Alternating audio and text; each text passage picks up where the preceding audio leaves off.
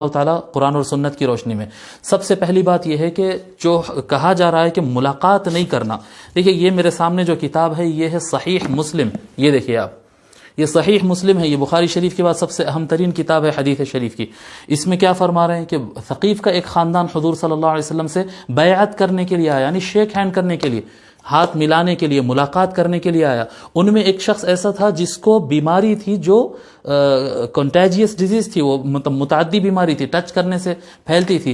حضور صلی اللہ علیہ وآلہ وسلم اس شخص سے ملاقات ہی نہیں کی۔ دیکھیے یہاں پر کان فی وفد ثقیف رجل مجذوم فارسل الیہ النبی صلی اللہ علیہ وآلہ وسلم انا قد بایعناک فرجع۔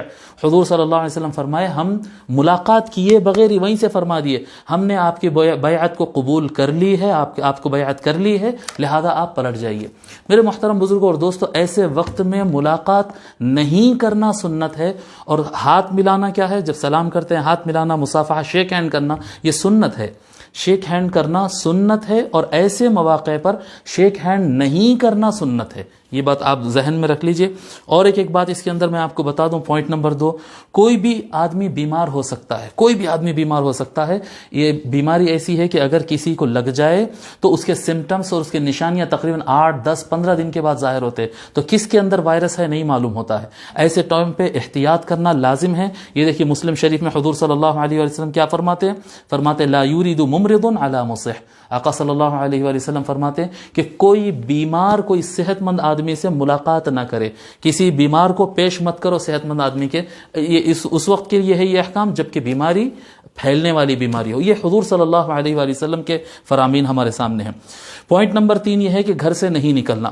دیکھیے یہ صحیح حدیث ہے، حضور صلی اللہ علیہ وآلہ وسلم فرمائے جب کبھی کوئی پھیلنے والی بیماری پڑے فلیس رجل یقع الطاعون فیمکث فی بیتی، یعنی پھیلنے والی جب بیماری آ جائے جس سے موت آ سکتی ہو، ایسی بیماری جس وقت پھیلے تو اگر کوئی آدمی اپنے گھر میں بیٹھا رہا صبر کرتے ہوئے محتسباً، اور اس نیت سے کہ ثواب ملے گا، یہ نہیں کہ آپ مسجد کو جائیں گے اور کہیں اور جائیں گے تو آپ کو ثواب ملے گا، نہیں، ایسے ٹائم پہ کہیں نہیں جائیں گے، گھر میں بیٹھیں گے تو اللہ تعالیٰ زیادہ ثواب دے گا۔ جی یعلم انہ لا یصیب الا ما کتب اللہ لہ، اس کا مطلب یہ نہیں ہے کہ اس کا ایمان کمزور ہے، اس کو یقین ہے، حضور صلی اللہ علیہ وسلم فرما رہے ہیں اس کو یقین ہے کہ اس کو وہی ہوگا جو اللہ نے لکھا ہے، اس کے باوجود وہ گھر میں بیٹھتا ہے، احتیاط کرتا ہے۔ الا کان له مثل اجر شہید، اللہ تبارک و تعالی اس کو شہید کا درجہ دے گا، محض گھر پہ بیٹھے، بھلے اس کو بیماری لگے نہ لگے، وہ احتیاط رہے، وہ گھر میں بیٹھا رہے، اس کو اللہ تبارک و تعالی ایک شہید کا ثواب دیتا ہے۔ پوائنٹ نمبر 4، اگر کسی کو بیماری لگ جائے، اگر کوئی شخص کو بیماری لگ جائے اور اس کو چھینک آ رہی ہو، نزلہ جا رہا ہو، یا کوئی ایسے آثار گلے میں محسوس ہو رہے ہیں، اس کے باوجود گھر میں بیٹھا ہوا ہے، نہیں بھائی کوارنٹین میں لے جا کے ڈال دیں گے، آئسولیشن میں لے جا کے ڈال دیں گے، الگ کر دیں گے، بلکہ اگر گھر میں بیٹھا ہوا ہے تو ان بیماری پھیلانے والا بن جاتا ہے۔